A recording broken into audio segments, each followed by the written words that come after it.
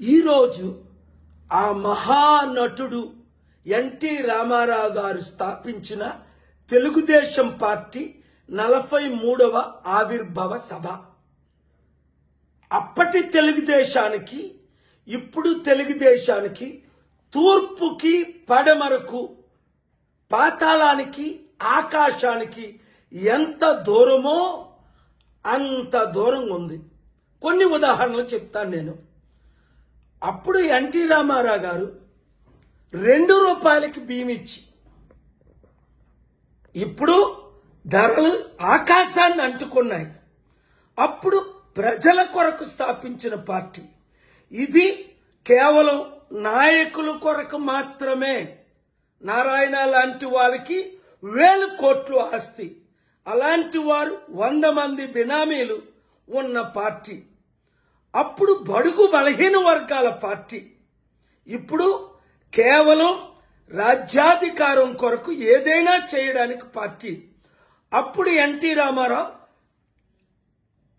ప్రధానమంత్రి, powerful iron lady ఇందిరాగాంధీని ఎదిరించిన నాయకుడు. ఇప్పుడు 2019లో మోదీ నీ భార్యను వదిలేశావు, నీ తల్లిని నువ్వు చూసుకోలేవని 52 రోజులు జైల్లో పెట్టగానే మోదీ లాంటి ప్రధానమంత్రి లేడని చంద్రబాబు నాయుడు గారు పలుకుతున్నారు.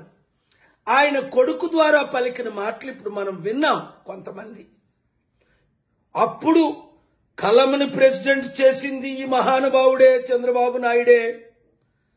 లోకేష్, మీ తండ్రి చంద్రబాబు నాయుడిని ముఖ్యమంత్రి చేయడానికి అప్పుడు ఎన్టీ రామారావు గారు ఎంత గొప్ప నాయకుడో, నేను ఎంత పాత్ర వహించానో తెలుగుదేశం నాయకులందరికీ తెలుసు. 5%తో మీరు 2014లో ఓడిపోతుంటే 18 మీటింగులు పెట్టి 5% కల్పించాను. అయినప్పటికీ 1%తో మీరు గెలిచారు. ఆ 10% ఓట్లు ఎవరేయించారు? ఏ తెలుగుదేశం నాయకుడిని అడిగినా, పెద్దిరెడ్డి గారిని అడిగినా, 100 మంది నాయకులు అడిగినా అదే చెప్తారు. అలాంటిది ఈరోజు మీరు మీ నాన్న మోదీ కాలు పట్టుకుంటున్నాడే, ఆయన ఇందిరాగాంధీని ఎదిరించిన నాయకుడు.